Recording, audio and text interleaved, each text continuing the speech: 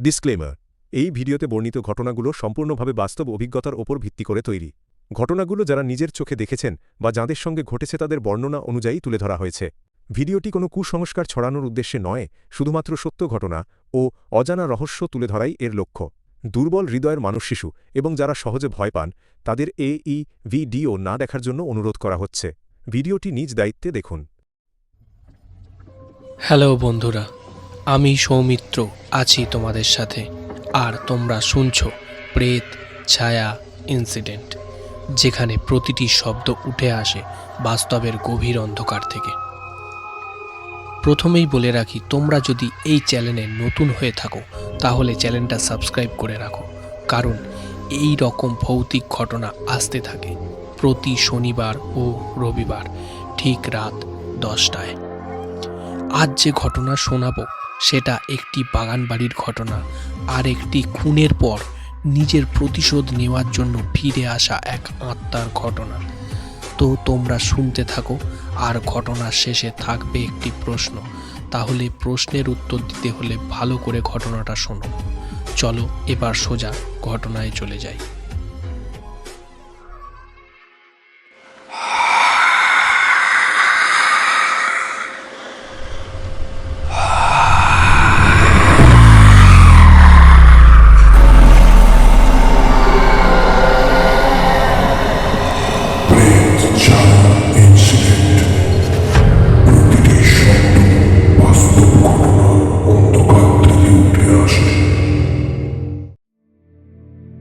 প্রথম ঘটনার নাম দিয়েছেন তালপুকুরের বাগানবাড়ি।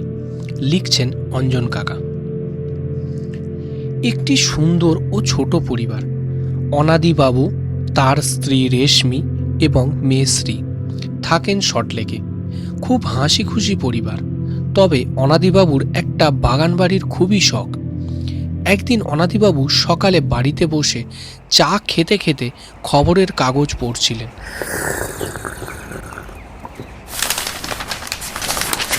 তিনি কাগজে দেখলেন কলকাতা থেকে কিছুটা দূরে হুগলির তালপুকুর গ্রামে খুব সস্তায় একটা একতলা বাড়ি বিক্রি আছে। তিনি আর দেরি না করে যোগাযোগ করে ফেললেন বাড়ির মালিকের সঙ্গে। তিনি সব কিছু কথা জেনে নিয়ে খুব তাড়াতাড়ি কিনে ফেললেন ওই বাড়িটা। বাড়িটা ছিল 1 কাঠা জায়গার উপর খোলামেলা আকৃতির বাড়ি। বাড়িটাতে আছে 2টো ঘর, একটা রান্নাঘর আর একটা বাথরুম। ছোট হলেও খুবই সুন্দর বাড়িটা।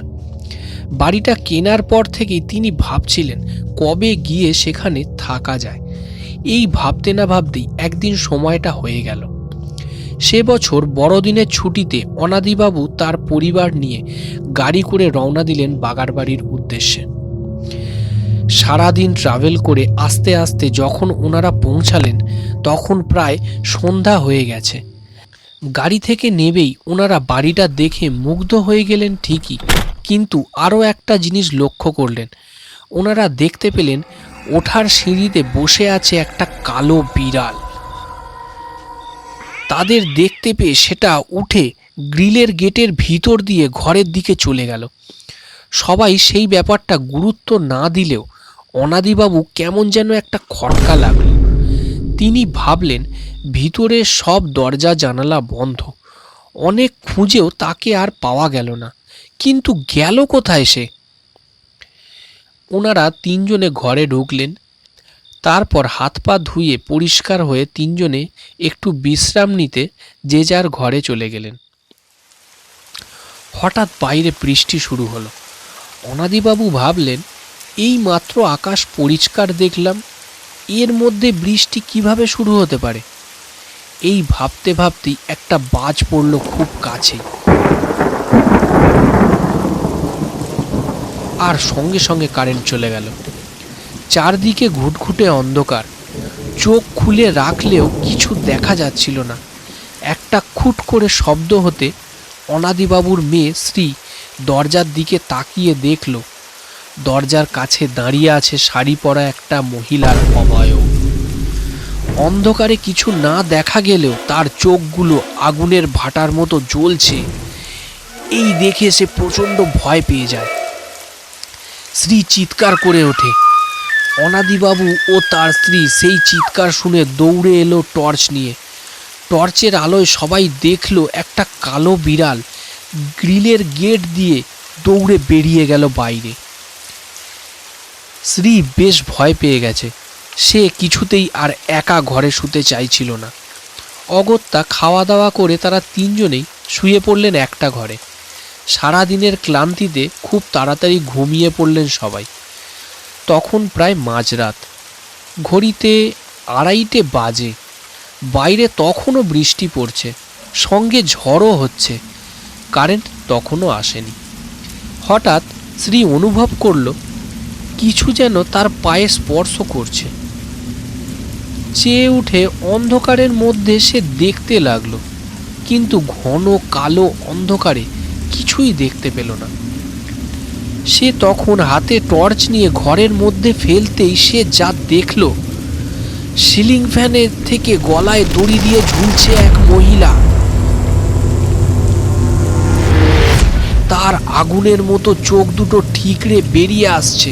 সে চেয়ে রয়েছে স্ত্রীর দিকে, আর তার ঝোলানো পা দুটি দুলে দুলে স্পর্শ করছে স্ত্রীর ওই পা দুটিকে। স্ত্রী চিৎকার করে উঠে অজ্ঞান হয়ে গেল। অনাদিবাবু এবং রেশমি দেবী ধর্মর করে উঠে বসলেন সেই চিৎকার শুনে। টর্চ খুঁজতে লাগলেন, কিন্তু পেলেন না। তারাও প্রত্যক্ষ করলেন সেই বীভৎস দৃশ্য। ভয়ে কারোর মুখ দিয়ে কোনো কথা বেরোচ্ছে না, শুধু তারা ঠকঠক করে কাঁপছেন। এমন সময় দড়ি ছিঁড়ে নিচে লাফিয়ে পড়ল সেই অবয়ব। ঘনা গলায় খিলখিল করে হেসে উঠল। তারপর হঠাৎ ঘরের একটা জানালা দুম করে খুলে গেল, আর একটা শীতল দমকা হাওয়া ঘরের ভেতরে ঢুকে এলো। সে এগিয়ে চলল জানালার দিকে। জানালার সামনে পৌঁছে একবার ঘাড় ঘুরিয়ে সে দেখল অনাদিবাবুর দিকে। সে কি দৃষ্টি! যেন চোখ দুটো আগুনের মতো জ্বলছে। তারপর কোথাও যেন হারিয়ে গেল সে।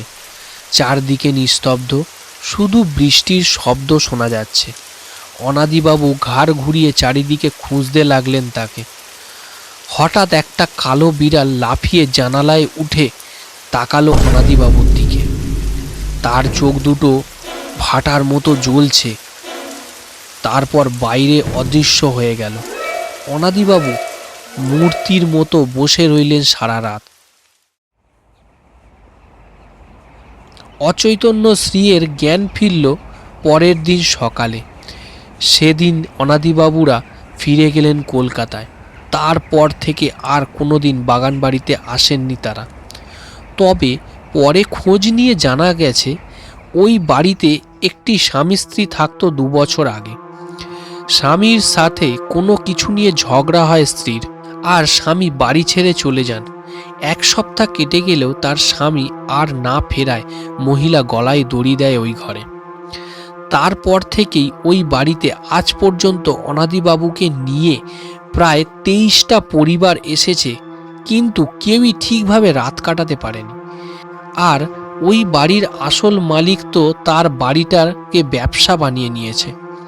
সে প্রতিবারই এইভাবেই বাড়িটা বিক্রি করে, আর প্রতিবারই অনাদিবাবুর মতো কেউ ওই বাড়িটা কিনে সেখানে থাকতে গিয়ে রাতে এমনই ভয়ের সম্মুখীন হন। অনাদিবাবু চাননি যে ওই বাড়ি কিনে আর কেউ ভয়ের সম্মুখীন হোক, তাই তিনি ঘটনাটি শেয়ার করেছেন আমার সাথে।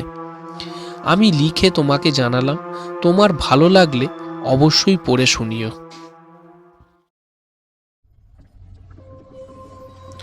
সত্যি খুব ভালো লাগলো ঘটনাটা। বেশ ভয়ের একটা পরিবেশ তৈরি হয়েছিল। বন্ধুরা, তোমাদের কেমন লাগলো জানাও কমেন্ট করে। চলো এবার দ্বিতীয় ঘটনায় চলে যাই।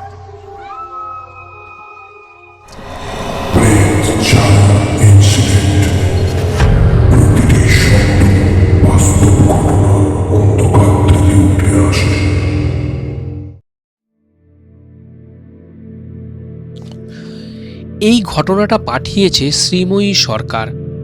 সে লিখছে কলকাতার সল্টলেক থেকে।